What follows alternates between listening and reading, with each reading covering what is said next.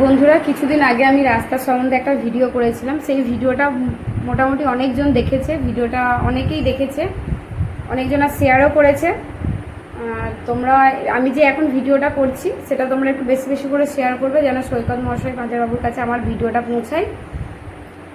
আর ভিডিওটার মেন কথা হচ্ছে, আমাকে অনেকজনাই কমেন্ট করেছিল যেন আমি ভিডিওটার রাস্তাটা দেখাই একবার এবং রাস্তাটার কিছু কথা বলি, কারণ রাস্তাটা সত্যি এতটাই জঘন্য যে আমাকে রাস্তাটা জানালা দিয়ে ভিডিওটা করতে হয়েছে। সামনে দিয়ে যে যাব, এত পরিমাণে জল যাচ্ছে, মনে হচ্ছে নদীর মতো জল বয়ে যাচ্ছে, কারণ দু সাইডটা উঁচু, রাস্তার দু সাইডটা এতটাই উঁচু, প্রায় 1 হাত করে উঁচু, আর আমাদের রাস্তাটা একদম নিচু।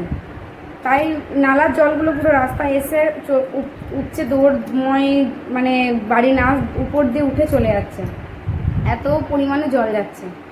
তাই আমি আজকে ছোট করে কোনো রকম ভিডিওটা করলাম, যাতে বেশি করে তোমরা শেয়ার করো, যেন আমাদের পঞ্চায়েত এবং আমাদের মাননীয়